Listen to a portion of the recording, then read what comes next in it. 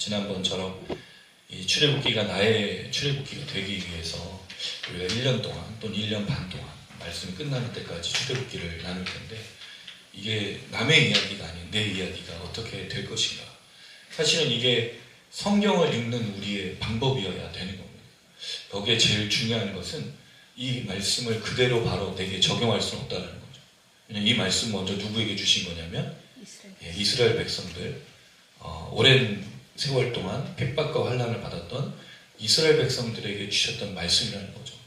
우리가 나의 아저씨나 또는 그 폭삭 속았수다라는 드라마, 또 한국의 과거의 시대를 돌아보면서 왜 감정이입이 되냐면, 잘 모르는 시대의 이야기들을 들으면서 그 사람들의 애환들을 보고 결국은 그게 내게 감정이입이 되는 거거든요. 처음부터 내가 그 사람이 될 수는 없어요. 근데 회차를 진행하고 드라마가 진행이 되고 또는 소설이나 이런 것들을 보면서 몰입하게 되는 거죠. 사실 이게 성경입니다. 성경은 한 번에 우리가 이 세계로 달려들어갈 수가 없어요. 이미 너무 오랜 BC 약 1446년경 출애굽이 일어난 때가, 그럼 우리로부터 지금 몇 년이 흐른 거죠? 거의 4,000여년의 시간, 흘러 시간입니다.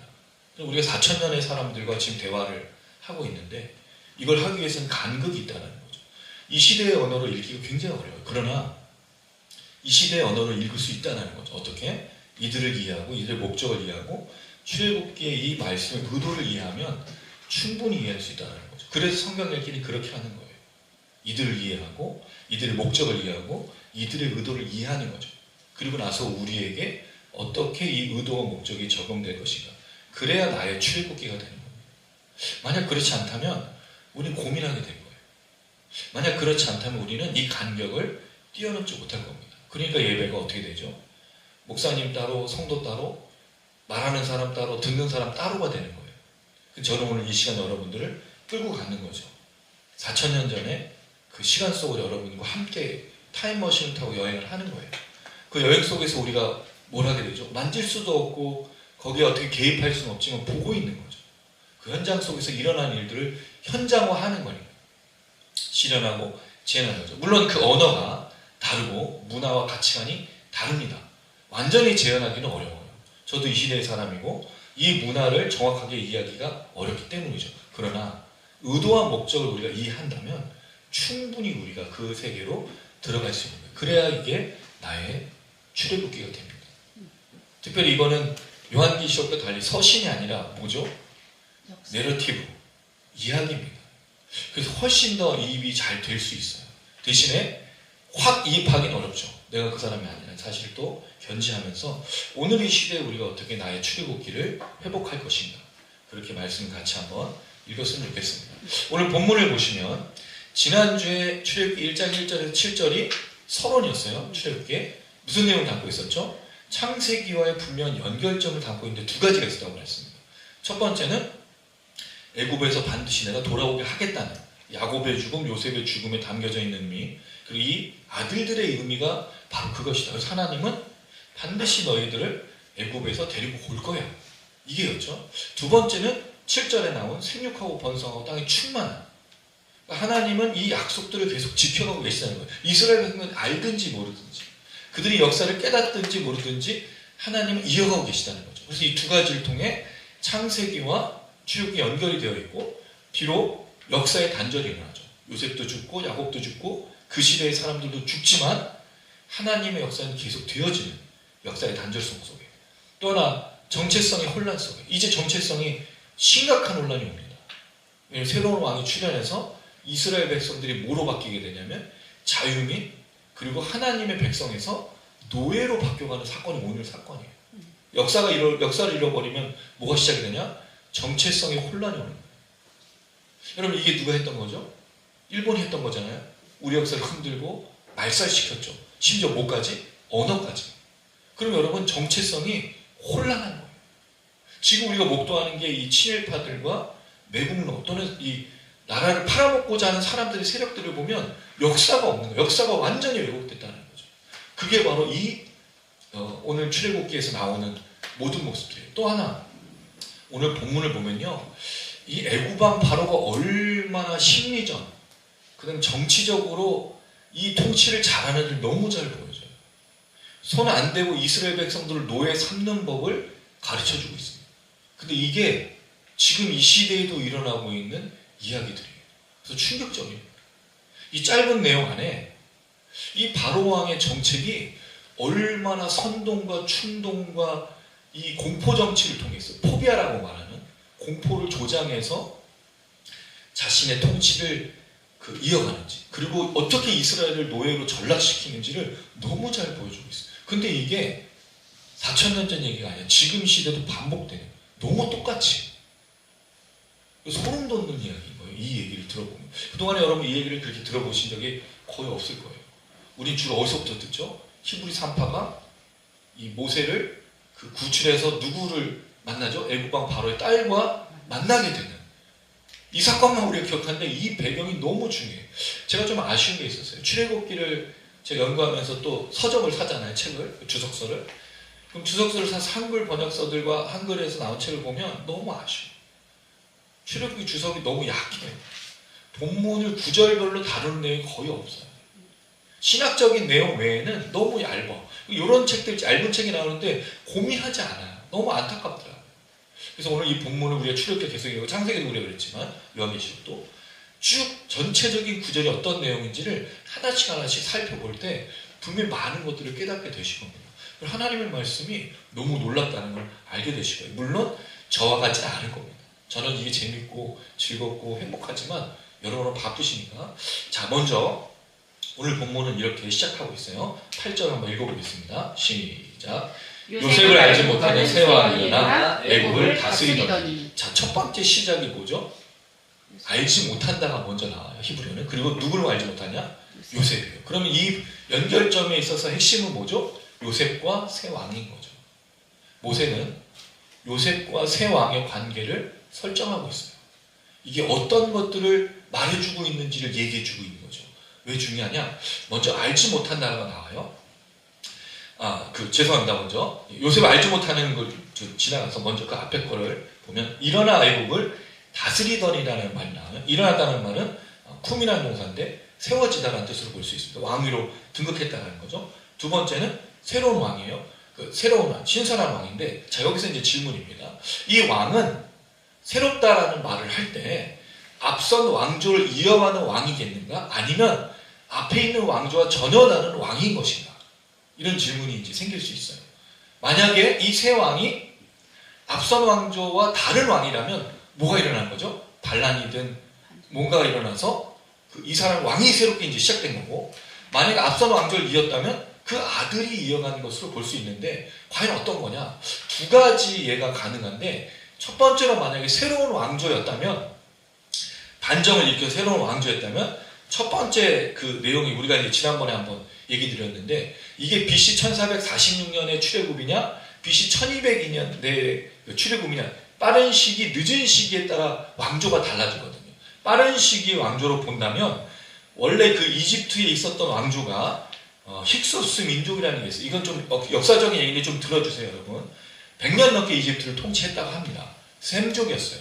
셈은 아브라함의 후손이잖아요. 그런데 이 셈족의 후손들인데, 이 셈족의 후손들을 대치해서 힉소스 민족을 몰아낸 사람이 왕조로 나온 게 아모스 1세라는 사람이에요. 이 이집트 18왕조가 시작이 되는 거죠. 그러면 앞선 힉소스 민족을 제거하고 왕이 된 사람, 그런 새로운 왕조고, 만약에 늦은 시기로 본다면 람세스 2세로 보는 겁니다. 람세스 2세는 라암세 성을 만들었다고 말하는데, 이름만 같이 사실은 실제적인 건 아닐 수도 있다고 얘기하는데, 그렇게 됐을 때 문제가 뭐냐면, 만약에 왕위를 이었다면 이 왕이 굳이 국고성을 만들 때 이스라엘 백성을 노역시킨 노예로 만들 수 있겠는가, 이런 철천지 원수가 될 수 있겠는가 라는 생각이 좀 드는 거고요. 만약에 힉소스 민족, 셈족 계열이면 이스라엘 민족의 계열이잖아요. 이걸 싫어했다면 이스라엘 민족이 자기의 고센 땅에 거하고 있는 걸 보고 분노와 증오를 가졌을 가능성이 있기 때문에 이 왕조, 새로운 이집트 계열의 왕조가 생긴 것으로 보는 게 좋지 않겠는가, 이런 좀 생각이 드는 겁니다. 요걸 이제 배경으로 오늘 본문을 보는 거죠. 그랬을 때 요셉을 알지 못한다는 말이 무슨 뜻이겠냐는 거죠. 여기 알다라는 말은 야다라는 뜻입니다. 이건 경험을 알다는 건데, 여기에 동침하다는 뜻이 있어요. 제가 몇 번 말씀드렸는데 남자 여자가 알다고 말할 땐 경험을 하는 거죠. 하나님을 알 때도 마찬가지입니다. 경험을 하는 거예요. 그럼 여러분 요셉을 알지 못했다는 말이 무슨 뜻이죠? 요셉을 경험하지 못했다는 뜻이에요. 왜? 요셉은 죽고 그 세대의 사람도 죽고 그럼 시간이 굉장히 많이 흐르는 것으로 볼 수 있다는 거죠. 그리고 이 왕은 요셉을 생각도 안 했고 들어보지도 못했고 경험해보지도 못했다는 거예요. 이게 왜 중요하냐면 창세기 50장에 요셉이 자신을 장례를 하는 내용이 나옵니다. 거기에 향품을 몸에 넣어요. 향품을 몸에 넣는 습관이 이스라엘 백성의 습관이 아니죠. 이거 누구의 장례 풍습이죠? 이집트. 그래서 창세기 50장의 앞에 부분을 보면 야곱을 장례할 때 향품을 넣는 기간이 40일 걸려요. 그러니까 애굽의 예식대로 그 야곱을 그 장례를 치러주는데 향품으로 미라를 만든 거죠. 그게 40일 걸리고 그 야곱을 위해서 애굽의 총리 아버지니까 70일을 애굽 사람이 애곡해줘요. 그럼 야곱의 통치력, 야곱의 지도력, 야곱의 선호도 지금 말하면 대통령 뭐 국정운영 지지율처럼 엄청 높았을 거 아니에요. 왜냐하면 가뭄을 이기게 했고 애굽을 흥왕하게 했던 사람이니까 그 아버지가 죽음에 대해서 70일을 애곡해 주는 거예요. 요셉의 죽음에 대해서도 그와 같이 애곡해 주었을 것이라는 생각이 드는 거죠. 근데 그런 애굽의 요셉이 죽었는데 이제 새 왕이 일어났다는 말은 이런 요셉에 대해서 어떤 것들을 취할 것이냐는 거죠. 이 애굽에 대해서 선호할 것이냐, 그 역사를 따라갈 것이냐, 아니면 그걸 거부할 것이냐. 그런데 이 왕은 철저하게 요셉을 거부하죠. 그럼 이 알지 못한다는 말이 무슨 뜻일까요? 모른다는 뜻이 아닌 거예요. 알지만 거절하고 거부하는 거죠. 알지 않기로 작정하는 거죠.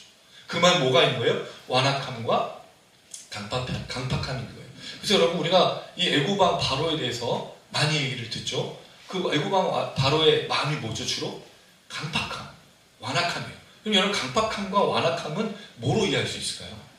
저랑 좀 친한 페이스북 친구분이신 김윤규 목사님, 토론토에 계신 목사님이 있는데 그분이 이제 마가복음을 지금 칼럼을 올리세요. 거기에 완악함을 뭐로 설명했냐면 이해하지 않기로 작정하는 거라고 말해요. 깨닫지 않기로. 마음이 부드럽고 또 온유한 걸 말하는 게 아니라 나 이거 알지 않을 거야. 관계 맺지 않는다는 뜻과 똑같은 거죠. 그럼 요셉을 알지를 거부하는 거죠. 그럼 여기서 나오는 이 이후의 행보가 뭐겠습니까? 이 왕은 철저하게 뭘 지우기를 시작할까요? 요셉 지우기. 그리고 뭘 지우기 시작할까요? 이스라엘 민족에 대한 자유와 모든 것들을 없애기. 그래서 이후에 등장한 내용이 뭐죠? 이스라엘 백성 노예화 시키는 거예요. 아주 교묘합니다. 결국 이 왕이 행동하고 있고 이 왕이 하고 있는 모든 행동들은 요셉으로부터 시작해서 거절하는. 근데 실제로 요셉을 거절하는 이유가 뭐죠? 이들이 고센 땅에 살았잖아요. 라암셋이라는 성을 짓고 하나님의 축복으로 그 토양에서 좋은 토양에서 살았거든요. 생각해 보세요. 이집트의 애굽의 이 왕이 일어나서 딱 봤는데 이스라엘 사람들이 숫자가 많아지고 있고 좋은 땅에서 비옥하게 자유민으로 살고 있어. 이걸 그들 요셉의 시대의 사람들은 요셉을 아니까 그럴 수 있다고 칩시다. 근데 만약에 내가 애굽 사람이고 이스라엘 사람들을 본다면 지금 어디에 있는 거예요? 강남에 살고 있다는 거죠. 자기들끼리 자유를 즐기고 있는데 어떤 민족이에요? 애굽 사람, 이집트 사람이 아니고 이스라엘, 다른 데서 와서 이주해서 살고 있는 사람들이에요. 뭐가 시작될까요? 반감이 시작되는 거죠. 이 왕은 철저하게 이스라엘을 거역하고 거부하고 심지어 노예와 아니 죽이고자 하는 마음까지 갖고 있는. 그러니까 여러분 이 뒤에 이 왕이 하는 내용이 뭐죠? 남자아이들을 다 죽여버리라고 하잖아요. 학살을 시도하죠. 왜 그럴까요?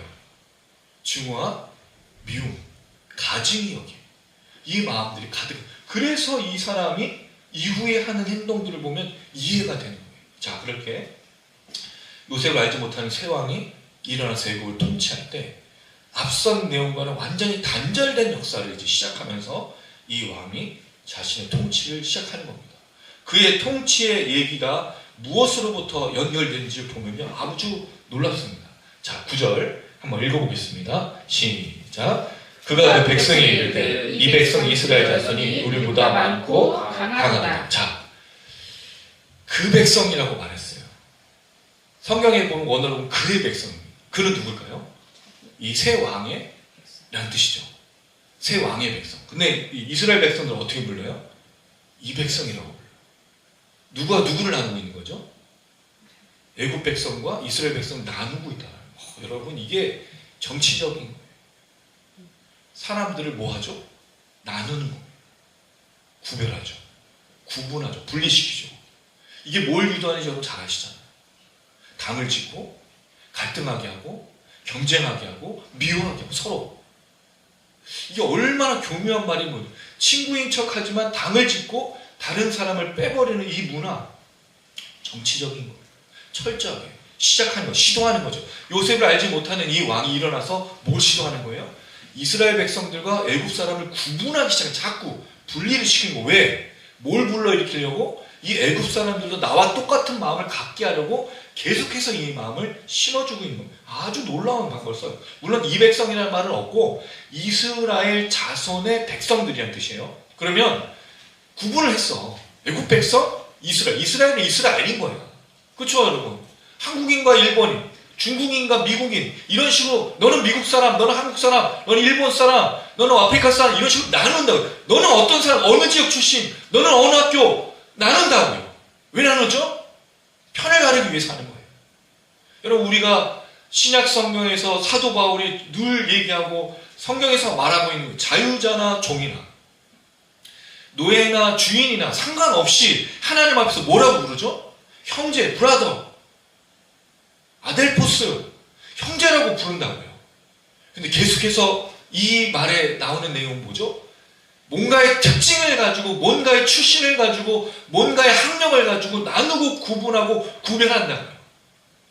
이거 교회에서 사라져야 되는 거예요. 공동체에서 사라져야 되는 거예요. 만약에 누군가 여러분 편을 가르고 뭐 어떤 출신과 어떤 특성들을 자꾸 나누고 있다면 그런 사람은 가까이 하시면 안 되는 거예요. 그런 사람은 교회에 합당한 사람이 아닌 겁니다. 성경이 그렇게 말하지 않았기 때문이에요. 그래서 사도 바울이 그 중에 제일은 뭐라고 불렀어요? 사랑이라고 부른 이유가 거기 있습니다. 사랑만이에요. 이 사람은 뭐하죠? 요셉을 알지 못하고 그 반감을 실어서 먼저 제일 처음에 한 작전이 뭐예요? 분리시키는 거예요. 자꾸 분리를 시키는 겁니다. 자, 그리고 나서 뭘 얘기해 주죠? 이 자손이 우리보다 많고 강하다고 얘기해요. 많다라는 말은 지난번에 우리가 한번 얘기했던 라브라는 단어를 그대로 쓰고 있고요. 강하다는 말은 아춤인데 강한, 강대한, 강력한, 무수한, 셀 수 없는 이라는 뜻인데, 그런데 구약 성경에 나오는 내용을 보면 용맹하다는 뜻보다 더 큰 뜻이 뭐냐면 셀 수 없이 많은 거예요. 예전에 한번 우리가 들어봤던 얘기일 수도 있는데 민수기에 보면 모압 왕 발락이 이스라엘 백성들이 요단강을 건너서 모압, 그 요단 동편으로 올라가고 있을 때 모압 왕 이스라엘 백성들이 진치고 올라오는 걸 보면서 두려움을 느꼈죠. 그래서 그 발락이라고 하는, 발람이라고 하는 그 선지자, 이방 선지자를 찾아가서 이스라엘 백성들을 저주해주면 좋겠다라고 하는 그 사건, 그 속에 이 사람이 뭐라고 얘기하냐면 우리보다 강한이라고 말할 때 이게 아춤이에요. 오늘 본문이랑 굉장히 똑같은 표현이에요. 우리가 보다 강한이라는 말이 히브리어는 아춤 민메네인데 이 말이 그대로 출애굽기 본문에 나오고 그 민수기 말씀에도 그대로 나오는 거예요. 우리보다 강하니. 우리보다 강하다는 말이 무슨 뜻이죠? 많다는 뜻입니다. 용맹하다는 뜻이 아니에요. 왜 이스라엘 백성들은 지금은요 아무 조직과 군사력도 없어. 그래서 이스라엘 백성들이 광야로 나갈 때 뭐가 없었어요? 무기가 없잖아요. 무기가. 그냥 나무 막대기 지팡이를 두고 나가 싸운 거예요. 심지어 군대가 조직된 건 왕정 시대나 돼서야, 물론 사사기 시대도 전쟁을 하지만 그때나 돼서야 되지, 전혀 아무것도 없이 농사의 기구만 가지고 가고 있는 이스라엘 백성들이에요. 조직도 거의 없었어요. 조직도 언제 생기냐? 출애굽기 18장 가서야 이 모세가 이스라엘 백성들을 재판했거든요. 이 사람은 선지자고 왕의 역할도 감당하고 하나님의 인도자였으니까 이스라엘 백성을 재판하는데 장인 이드로가 아니 너 혼자서 어떻게 이 수많은 사람들을 다 그렇게 재판할 수 있겠니? 그래서 뭘 세우죠? 50부장, 100부장 그때 세워. 조직이 없었던 거예요. 이스라엘 백성들. 아무 생각 없이, 왜냐면 족장식 70명의 아버지와 아들 세대로 구성된 손자, 이 자손들이 400년 동안 살아온 거잖아요. 족장의 시대로 그냥 그렇게 내려온 거예요. 아무 규모가 없었다. 그런데 이 사람들이 말하는 거예요. 강하다는 뜻이 아닌 거예요. 많은 거예요. 많으니까 문제가 된다는 거죠.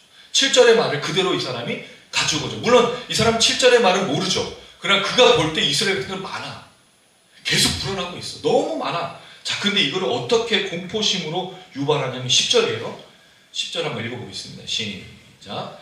자, 우리가 그들에 대하여 지혜롭게 하자. 그럴 건데 그들이 더 많게 되면 전쟁이 일어날 때 우리 대적과 합하여 우리와 싸우고 이 땅에서 나갈까 하노라.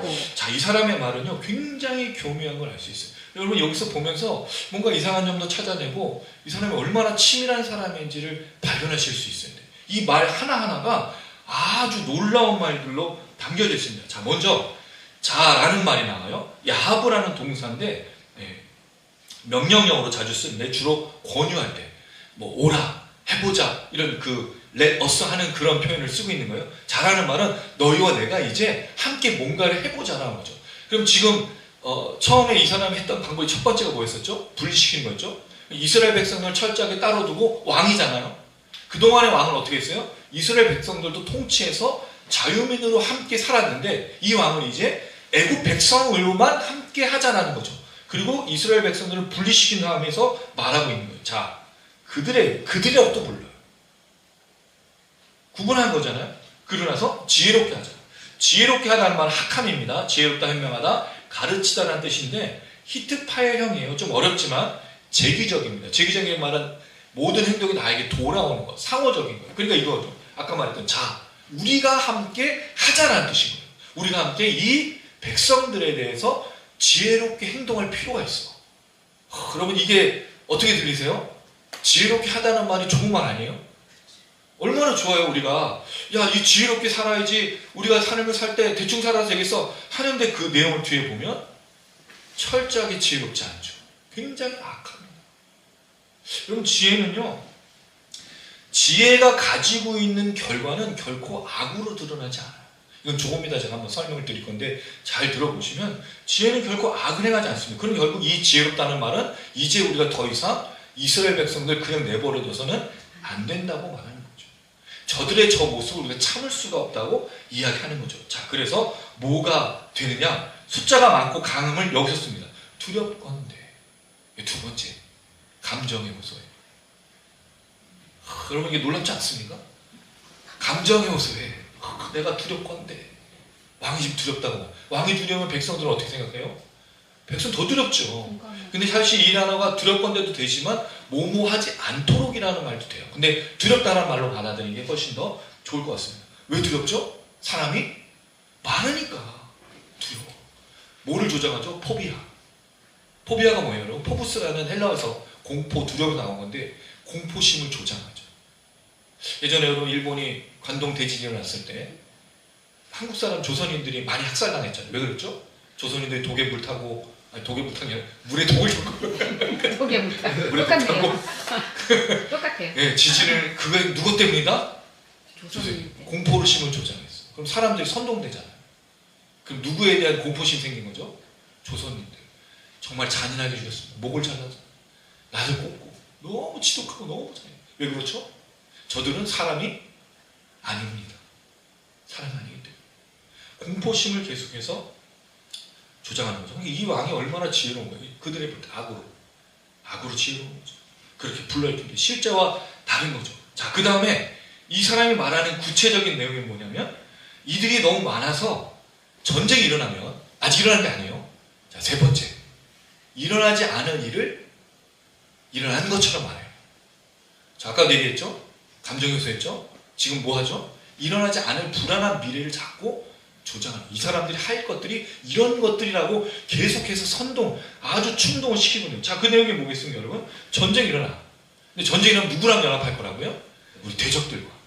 이스라엘 사람들은 이미 뭐가 된 거예요? 우리 대적, 원수라는 거예요. 그러니 저 사람들을 가만히 두면 안 된다라고 지금 계속 얘기하는 거예요. 이스라엘 백성은 지금까지 어떻게 살았는데? 그냥 애굽 사람들과 평화롭게 살고 거기서 하나의 민족으로, 거기서 하나의 애굽 백성처럼 살았을 거란 말이죠. 근데 이 왕이 그걸 지켜보니까 아니라는 거죠. 저들은 두려운 존재라는 거죠. 언젠가 문제를 일으킨다는 거죠. 지금은 잠깐 있지만, 지금은 평화롭지만 언제 숫자가 더 많아지면, 우리보다 많아지면 우리를 능가해서 분명히 원수와 연합해서 가만히 두지 않을 거야. 계속해서 이 백성들에게 이야기를 하고 있다는 겁니다. 일어나지 않을 일, 불안한 일들을 만들어서 사람들 공포감을 조성하는 게 이 시대의 특징이지 않아요? 사람들이 왜 그 누군가에 대해서 어떤 사람들에 대해서 혐오를 일으키고 증오를 일으키고 원한을 일으키죠. 일어나지 않을 일들을 자꾸 만들어내기 때문입니다. 그래서 가짜뉴스가 너무 많잖아요. 잘못된 것들을 근데 왜 그걸 따라가죠? 두렵기 때문입니다. 공포심을 자꾸 조장하니까 저 사람이 저 사람이 이상한데 이렇게 되는 거죠. 마치 그 북한에서 하는 게 뭐죠? 5호 담당제 5명이 한 사람을 감시하는 그런 거 있잖아요. 그런 것처럼 서로를 감시하게 만드는 것처럼 이야기를 하고 있는 거죠.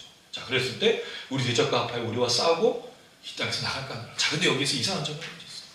이 말을 읽어보면 숫자가 많아져서 그 원수들하고 연합한다고 했잖아요. 그러면 떠나야 돼요? 떠나지 말아야 돼요? 떠나는 게 더 좋은 거죠. 그런데 마지막 말은 뭐예요? 이 땅에서 나갈까 하노라. 무슨 얘기예요? 이 땅에서 나가면 돼요? 안 돼요? 안 돼요. 이상하잖아요. 이게 본심인 거죠. 이 왕은요, 공포감을 조장하고 감정이 호소하는데 실제로는 이 사람이 떠나면 안 되는 거예요. 왜? 숫자가 많으니까. 뭐를 생각하는 거죠? 노예로 생각하는 거죠. 얼마나 치밀한지 모르겠어요. 사람들이 공포를 일으키고 분위기를 막 전쟁할 것처럼 이렇게 나올 것처럼 하지만 실제로는 이스라엘 백성들을 뭐로 써먹기 위해서? 노예로 써먹기 위해서 이 말을 하고 있는 거예요. 이게 본심인 거예요. 떠나면은 안 된다는 거죠. 그럼 여러분 생각해 보세요. 이 이스라엘 백성들이 나올 때가 60만이었어요. 그럼 400년 동안 흐르는 동안 그럼 이 애국 사람들이 이 사람들의 이 노동력을 만약에 왕처럼 생각했다면 뭐로 보였겠습니까? 저걸 농사에다 쓰고 저 국고성을 짓는 내가 일하는 것 대신 저들이 일하게 하자. 그리고 우리가 이들을 억압하고 우리가 군사력으로 눌러버리면 못 늘어날 거 아니냐. 우리가 이걸 통제하면 되지 않을 거야. 이런 생각을 하게 만드는 거죠. 얼마나 철저하고 얼마나 비열하고 얼마나 악하고 얼마나 더럽습니까? 근데 이걸 뭐라고 불렀어요? 지혜롭게 하자. 여러분 이거 지혜가 아닙니다. 성경에서 말하는 잠언서에 말하고 있는 지혜 22장에서 말하고 있는 지혜는요 여호와 하나님을 경외하는 것이 지혜의 근본이라고 말합니다. 그럼 여호와 하나님을 경외하는 지혜의 근본은 뭐를 주냐면 생명을 주.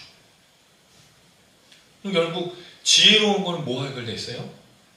생명. 생명이라는 말은 우리가 그냥 숨 쉬는 거로 말하지만 살아있다는 뜻이거든요. 내가 살아있게 하는 거. 내가 숨을 쉬는 거. 그것이 여호와를 경외하고 누리는 지혜로운 삶이라고 분명히 있어요. 두 번째는 족하는 겁니다. 족하다가 뭐죠? 만족이 있어요. 지혜는 뭐를 준다고요? 만족을 줘요. 근데 지혜가 없는 사람은 만족하지 못해요. 그럼 여러분 우리가 질문할 수 있잖아요. 내가 지혜로운지 지혜롭지 않은지. 이 부분에 있어서 여러분 지혜로우신 것 같아요? 지혜롭지 않으신 것 같아요? 내가 만족하다면 내게 충분하다면. 그래서 사도 바울은 뭐라 했죠? 내가 내게 족하니 내가 빈에도 처해보고 부에도 처해보고 자족하노. 그게 지혜로운 삶. 근데 그 지혜로운 삶이 어디로부터 온다고요? 여호와를 경외하고. 마지막은 이 자족하고 이 기뻐하는 삶으로 해서 하나님 앞에서 재앙을 당하지. 이 재앙이라는 말이 라라는 뜻인데 악입니다. 해로움을 당하지. 어디서 나온 얘기예요? 시편 23편. 내가 사망의 음침한 골짜기로 다닐지라도 주의 지팡이의 막대가 나를 안위하시나이다. 그럼 이 하나님의 왜 여호와를 경외하니까 하나님 나를 악에서 건져주시고 해로움을 주지 않으시고 족한 삶, 그 다음에 생명 있는 삶, 살아있는 삶, 그리고 마지막 여호와가 나를 보호하시는 그게 지혜로움. 근데 여기에 이 왕에 하나도 없잖아요. 생명을 빼앗죠. 족하긴 뭘 족해. 그럼 족하지 못하는 것의 근본이 뭘까요? 이 왕이 왜 이 이스라엘 백성들을 이렇게 하기 시작했을까요? 여기에 제일 큰 출발이 비교입니다. 저들의 삶은 저들의 삶이고 우리의 삶 우리 삶이라고 생각하면 문제가 없죠. 근데 저들의 삶이 못마땅한 거잖아요. 지금 왜 저런 좋은 땅에 살고 있고 왜 저렇게 많아지고 있고 왜들은 저렇게 여유가 있고 왜 우리 애국 사람의 혈통도 아닌데도 불구하고 다른 민족이 저렇게 자유롭게 살고 있느냐는 건 비교로부터 시작한 거 아니에요. 그러니까 비교는 족함을 절대로 주지 못합니다. 비교는 생명을 낳지도 않고요. 비교는 우리를 악으로부터 지켜주지 않아요. 그러니까 지혜롭다는 거는 비교하지 않는 거죠. 이 비교로부터 시작된 이 삶의 최종적인 결론이 결국 뭐가 되겠냐는 거예요. 자, 이 하나하나를 살펴보면 그렇습니다. 많고 강하다 말했죠. 자, 지금 말하면서 함께 마음을 모으자고 말하죠. 감정에 호소하죠. 없던 일을 막 일어날 것처럼 막 공포를 조장하면서 사람들에게 선동하고 있는 그런 모습이라는 거죠. 실제적으로는 뭘 원했기 때문에 이 땅에서 나갈까를 두렵기 때문에. 자, 그래서 쓰는 방법이 있어요. 11절 한번 읽어봅니다. 어떤 방법을 그가 쓰고 있느냐. 11절 읽어볼게요. 시작. 감독들을 그들 위에 세우고 그들에게 무거운 짐을 지워 괴롭게 하여 그들에게 발을 위하여 굳고성 기둥과 라암셋을 건축하게 하니. 여기 딱 나오잖아. 감독자를 왜 세웠어요? 감독자라는 말이 그 친위대장, 환관장 이런 뜻이에요. 창세기에서 우리가 봤죠? 그 보디발을 말할 때 친위대장 그런 관료, 감독을 왜 세웠어? 뭐 하기 위해서? 통제하기 위해서잖아. 제대로 통제해야 돼. 제대로 자유를 주면 안 돼. 우리가 다 빼앗아. 어디서 많이 들어본 얘기 아니에요? 이게 독재 정권이나 이게 잘못된 악한 정부, 악한 사람들의 하는 얘기예요. 감독을 세워. 자, 근데 뭘 하죠? 무거운 짐을 지고. 왜 무겁게 할까요? 아무 생각 못하게. 고통에 빠지게. 노역이 힘들고 매일매일 고된 생활을 하면 아무 생각 안 나잖아요. 그럼 뭐 하죠? 먹고 자고? 그리고 여러분 이스라엘 백성은 400년 동안 노예로 살았는데 맨날 뭐가 기억나요? 내가 광야에서 살았더니 메추라기와 만나와 내가 이 음식을 싫어하노라 이 얘기를 하거든요. 물론 그렇죠. 40년 동안 만나를 여러분 먹어보세요. 내일도 콩나물, 일주일 내내 콩나물, 아니 고기도 일주일 내내 먹어보세요. 여러분 죽을 것 같잖아요. 아닌가? 일주일 내내 고기 먹어도 괜찮나요? 힘들죠. 그리고 우리나라 사람하고 다르잖아요. 이스라엘 사람. 우리는 광야에다가 나가지 않는 이유가 제가 몇 번 말씀드렸는데 우리는 광야를 개척하고 콩나물 다양한 방법으로 조리를 해먹고 만나도 아마 다양하게 먹었을 거예요. 하나님이 우리나라 민족을 안 부르신 이유는 거기에 있지 않나. 우리 광야를 안 떠나. 광야에서 가나안 땅을 만들었어. 하나님 여기 갈 필요가 없는 것 같아요. 이렇게 했겠죠. 근데 이 사람들은 40여 년이나 만나를 먹고 메추라기를 먹고 지었을 거잖아요. 그러니까 그때 먹었던 나물이 기억이 난다. 철저하게 노예 근성으로 살아가. 왜? 언어를 잃어버리고 역사를 잃어버리고 정체성을 잃어버리니 내가 노예를 살았다는 걸 기억하고 이 말도 안 되는 근데 여러분 이게 말도 안 되는 게 아닌 거예요. 이걸 제가 잘 기억하는 게 매트릭스 1편에 배신했던 사람이 나오죠. 그 사람은 그게 가상 공간의 매트릭스의 환경이지만 내가 이 씹는 고기의 맛과 이 와인 한 잔 마시는 것 때문에 배반하잖아요. 그건 철저하게 세뇌되고 철저하게 자유를 잃은 사람의 모습이죠. 무거운 짐을 짐을 이렇게 지우니 여러분 당연히 거기에서 먹고 마시는 거예요. 그러니까 동물적으로 바뀌는 거죠. 예전에 제가 청년사회를 할 때 한 친구가 한 달 동안 돈이 좀 필요해서 여기 LG 디스플레이 공장에서 되게 오래전 얘기예요. 한 20여 년 전, 한 20년까지는 아니고 한 10몇 년 전 얘기였는데 한 달간을 일을 했대요. 아침 9시부터 저녁 5시까지 노동을 하는데 단순한 삶이야. 오후 5시까지. 근데 그 정해진 시간대로만 하고 야간 작업에서도 야간 작업하는데 진짜 끝나고 나서 할 게 아무것도 없는 거예요. 할 힘도 없고 왜 계속 단순 노동을 하다가 그러니까 사람이 술을 먹고 돈도 못 모으고 이런 식으로 바뀌고 제가 깜짝 놀랐다는 거예요. 단순 노동이 쉬울 것 같지만 그렇지 않다는 거죠. 이렇게 만들어버려요. 이렇게 하자는 거죠. 왜? 이스라엘 백성들 뭘 뺏기 위해서? 정신을 뺏기 위해서. 영혼을 뺏기 위해서. 그들의 마음을 뺏기 위해서. 정체성을 뺏기 위해서. 이게 얼마나 무서운 건지 몰라요. 이게 얼마나 정치적으로 이게 얼마나 그 고도의 그 지혜로운 이 고도의 작전인지 모릅니다. 그래서 결국 하게 된 게 뭐냐면 바로를 위해서 성을 만들어. 이게 목적인 거예요. 노예를 만들어서 뭘 만들기 위해? 자기 성을. 국고성이라는 말은 사실은 두 가지 의미가 있습니다. 하나는 식량을 비축하는 게 있고 하나는 군대가 주둔하는 성이 있어요. 그리고 비돔은 곡물 저장 창고고 그 다음에 라암셋은 이 군대가 주둔했던 성으로 이렇게 보여지고 있는데 이걸 만들기 위해서 노동력이 필요한 거예요. 결국 이 얘기가 뭐죠?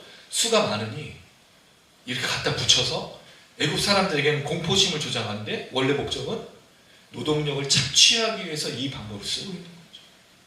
너무 놀랍습니다. 근데 이 방법들이 지금도 일어나고 있는 거죠. 4,000년이 흘러도 인간은 변하지 않아요. 우리 재남 씨하고 가끔 얘기를 해요. 그럼 재남 씨가 그런 얘기를 해줍니다. 우리 이제 별 얘기를 다 하고 있으니까. 수메르 문화가 아마 이집트 문화보다 한 1,000년이나 2,000년 더 앞선 문화인데 수메르 문화의 비석에 뭐 그런 얘기가 있다. 엄마가 아들한테 공부를 안 해서 등짝을 갈기고 엄마 왜 나한테 이러세요 하고 대드는 그 아이들의 얘기가 수메르 문화 거의 한 4,000년, 5,000년 전에도 있었다는 거죠. 사람은 안 바뀌는 거예요. 시대가 흐르고 역사가 바뀌어도 사람은 바뀌지 않습니다. 사람은 악하거든요. 사람은 선하지 않아요. 사람 속에 뭐가 가득하죠? 탐심과 악이. 그래서 예수님이 뭐가 더럽다 그랬어요? 입으로 들어가는 게 더러운 게 아니라 속에서다. 예레미야의 말씀이 예수님 말씀입니다. 그대로 보여주지 않습니다. 그 사람이나 지금의 사람이 다 똑같은 모습들을 보여주고 있는 거예요. 자, 그럴 때 12절 읽어봅니다. 시작. 그러나 때를 받을수록 더 번성하여 퍼져나가니 애굽 사람이 이스라엘 자손으로 말미암아 근심하여. 자, 앞의 내용은 조금 이따 얘기하고 애굽 사람이 이스라엘 자손으로 말미암아 근심하다. 근심하다는 말은 근심한 게 아니에요. 번역을 잘못했어. 혐오하게 된 거예요. 왜죠? 노동을 시키고 엄한 일을 시키고 착취하고 노예로 만들었는데 계속 숫자가 줄지 않고 있어요. 그러니까 저 민족은 이상한 민족이고 저 민족은 저런 상황에서도 아이를 낳고 있네? 이렇게 된 거죠. 그러니까 모든 걸 뺏지 못했기 때문에 뭐가 시작된 거죠? 혐오와 증오. 이게 가증형이라는 뜻이거든요. 완전히 이스라엘 사람들을 발바닥에 떼 이 사람의 취급을 한 게 아니라 완전히 희한한 존재로 그렇게 철저하게 만들어. 그러니까 이스라엘 백성들이 400년 동안 고통하는 거예요. 누구도 이 왕에 대해서 거절하지 않아요. 어떤 애굽 민족도 이 이스라엘 백성들을 변호하지 않게 된 이유가 여기 있는 거예요. 공포심에 들어갔고 두려움에 빠지게 됐고 결국 이 사람들은 사람이 아니었구나. 알고 봤더니 사람만 많이 낳고 애만 많이 낳는 그런 천박한 족속이구나라고 생각하게 돼서 결국엔 증오하게 돼요. 혐오하게 돼요. 어떻게 하는 거죠? 그냥 죽여버려도 그냥 없애버려도 그냥 뭐 노동을 시켜도 아무 문제가 없는 그런 존재, 아무 생각도 없는 아메바 같은 존재, 그런 존재로 이제 만들어버리기 시작하는 거죠. 자, 그러니 점점 괴롭힘을 당하고 억압을 받는데 사람 숫자가 늘어나니까 강도를 높입니다. 13절 엄하게 시킵니다. 고통을 가하기 시작해요. 시키다는 말은 노동하다는 뜻이거든요. 근데 이게 사역형이란 히필형이에요. 그러면 엄한 괴로운 것들을 계속 일을 주고 있다는 거죠. 이 사람들이 마음들이 점점 더 강팍해져요. 왜? 사람 취급하지 않으니까 점점 더 그런 마음을 갖는 거죠. 14절 읽습니다. 시작. 어려운 노동으로 그들의 생활을 괴롭게 하니 이기와 똘똘기와 농사를 가지리라. 그 시키는 일이 모두 엄하였더라. 계속 노동을 시키죠. 어려워요. 힘든 거예요. 고역에 고역과 노역에 노역을 더하죠. 괴롭게 하다는 말 마라를 한다는데 어디서 들어봤죠? 출애굽기에서 마라, 쓴물, 쓴 거예요. 입에서 단내가, 쓴맛이 나. 여러분 그렇잖아요. 고통의 강도, 노동의 강도가 쓰면 입에서 그 쓴맛이 나잖아요. 그거 비릿한 냄새가 나고 그런 거예요. 흙이기, 벽돌 굽기, 진흙과 벽돌입니다. 뭐 한 거죠? 성 짓는 거죠. 그 다음에 노동까지 했어. 농사까지 짓죠. 그럼 이들은 농사도 짓고 성도 짓는데 이걸 각각 따라했는지 함께 했는지는 모르겠지만 노동의 강도도 굉장히 세졌지만 쉴 틈 없이 일을 시켰다는 거죠. 누가? 이 왕이. 그리고 애굽의 모든 사람들이 그 일을 하고 있는. 그러니까 결국 이 얘기는 요셉과 야곱의 그 약속이 죽고 또 언약이 죽고 역사가 죽고 현실적 이스라엘의 이 실패 또는 좌절, 고통의 배경을 설명하기 위해서 이 글을 쓰고 있다는 거죠. 그리고 이게 왜 시작됐는지를 말해주고 있는데 한 왕이 요셉을 거절하고 역사를 거절하고 하나님을 모르고 있고 요셉을 알기를 따지지 않았던 생각하지 않았던 그 왕으로 말미암아 이 이스라엘 백성들의 핍박이 시작되었다라고 이야기를 하고 있는 이 배경을 말해주고 있습니다. 그럼에도 불구하고 하나님의 역사가 없는 게 아니에요. 12절에 학대를 받을수록 더욱 번성하여 퍼져가니라. 여러분 이게 왜 중요하냐면 번성하여 퍼져나가니라는 이 말에 더욱이라는 표현이 있잖아요. 근데 사실 더욱보다는 그와 같이 그처럼이에요. 저는 이걸 그와 같이 또는 그처럼으로 번역해야 된다고 생각합니다. 이거 되게 중요한 건데 이걸 500을 받아야겠어요. 더욱이라는 말을 하면 그냥 고통이 가면 갈수록 더 하는 것처럼 뭐에 뭐 이런 뜻이잖아요. 근데 그게 아니고 그처럼 그와 같이. 왜? 7절을 배경으로 합니다. 이스라엘이 생육하고 불어나 번성하고 매우 강하고 온 땅에 가득하게 된 게 누구 때문이죠? 하나님의 언약 때문이잖아요. 그러면 핍박 속에 억압 속에 하나님의 언약은 계속 이어지고 있으면 이 표현이 말하는 거죠. 이런 거죠. 그러나 학대를 받을수록 하나님께서 그처럼 더 번성하게 퍼져나가게 하시니로 읽어야 된다는 거죠. 제 말이. 하나님의 역사가 없는 게 아닙니다. 어디에? 핍박과 환난 속에서, 고통 속에도. 여러분 이걸 얘기하면 사실은 굉장히 힘들어요. 라이프 오브 파이, 파이 이야기 아시죠? 영화로 나오고 책으로 나왔던 이 책을 얀 마테리안 사람이 쓴 소설인데 이 책을 저는 이제 이거를 연극으로 보게 됐습니다. 이 사람이 한 얘기가 있어요. 두려움은 삶의 유일한 진정한 적이다. 오직 두려움만이 삶을 패배시킬 수 있다. 이 두려움을 굉장히 거절해요. 두려움을 받아들이기를 싫어합니다.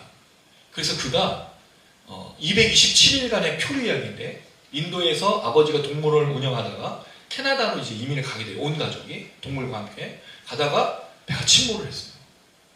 그런데 이 침몰에서 그가 환상적으로 이 모든 내용, 표류한 내용들을 쓴 내용이 뭐냐면, 첫 번째가 저 보트에 다친 얼룩말과 하이에나, 오랑우탄, 리차드 파커라는 이름의 벵갈 호랑이가 탄 보트, 희망적인 이야기로 해서 자기가 그 리차드 파커 벵갈 호랑이와 함께 표류하다가 살아나게 되었다는 희망적인 이야기를 하는데, 이 이야기를 질문하던, 그 배가 왜 침몰했는지를 탐사를 물어봤던 일본인이 조사하면서 실제 사건은 뭐냐고 물어보면, 계속 추궁해서 물어보니까 이런 얘기를 합니다.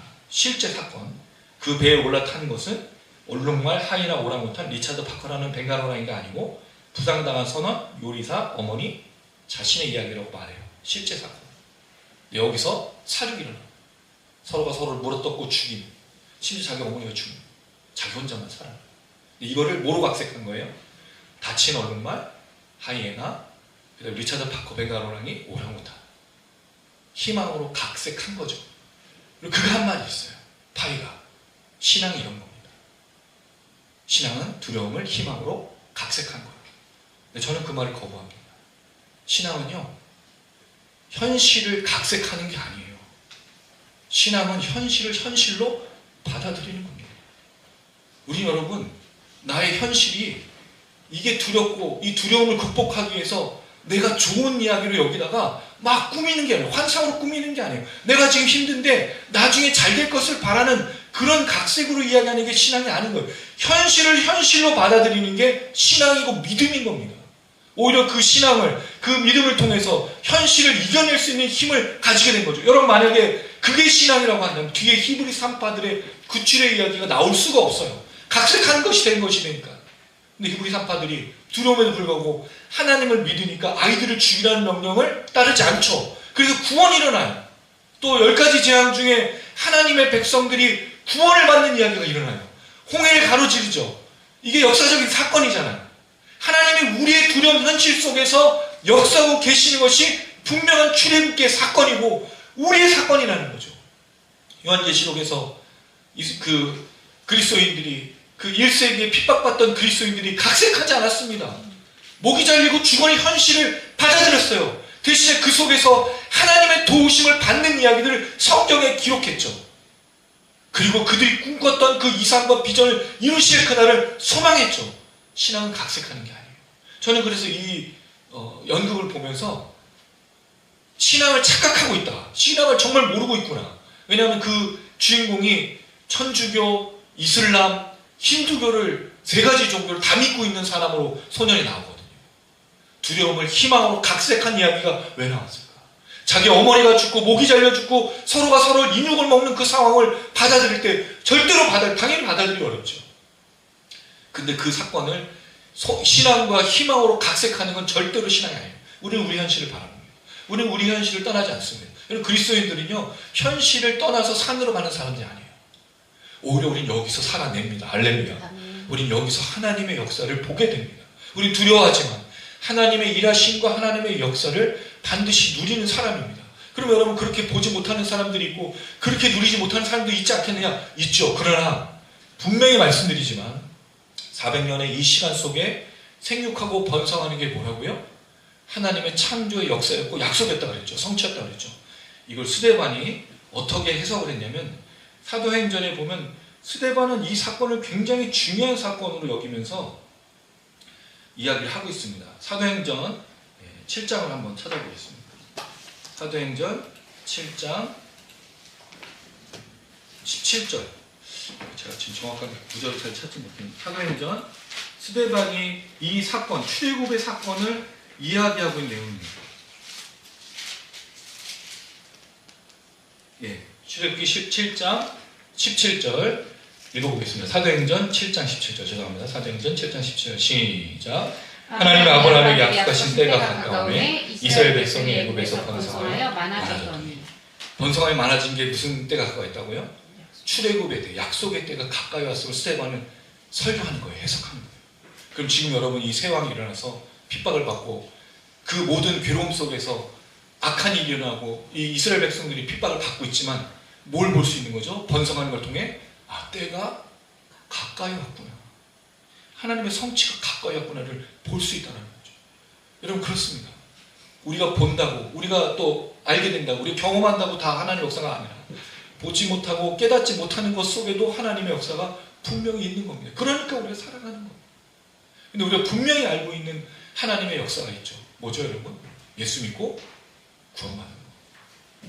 이건 누구도 말해주지 않아도 내가 유일하게 깨닫는, 내가 유일하게 경험하는 이 기적보다 더 큰 기적과 이 기적보다 더 큰 하나님의 섭리와 역사를 본 적이 있습니다. 비록 내 삶에서 환경이 나아지고 내 삶에서 고통이 사라지고 내 삶에서 어려움이 사라진다 할지라도 또는 그것이 우리에게 주어진다 할지라도 이 예수를 믿는 그 구원의 역사만큼 더 큰 기적은 없다는 거죠. 그래서 오늘도 저는 믿음으로 선택하여 걷기를 다짐하는 겁니다. 그래서 제가 예배를 드리는 겁니다. 그래서 제가 찬양을 하며 그래서 내가 하나님을 바라보며 걷는 겁니다. 믿음의 역사를 감당하는 겁니다. 보이지 않고 그 역사가 나타나지 않는다지. 왜? 내가 겪었던 이 구원의 역사, 이 기적의 역사, 이 구원의 하나님을 알고 있기에, 경험하였기에 그 하나님을 바라보면서 살아가는 겁니다. 오늘 이야기 속에 굉장히 암울하죠. 다음 주부터는 더 학살의 얘기가 나오니 더 심각하죠. 그러나 그 속에 면면이 흐르는 하나님의 구원의 역사가 있습니다. 우리도 마찬가지입니다. 여러분 보게 될 겁니다. 그리고 때로 깨닫지 못하고 보지 못한다 할지라도 한 가지 분명한 사실, 여러분들을 구원하신 그 하나님의 구원의 역사를 놓치지 마시고 날마다 믿음으로 걸어가는 우리 모든 성도님들 되시기를 주님의 이름으로 축원합니다. 아멘.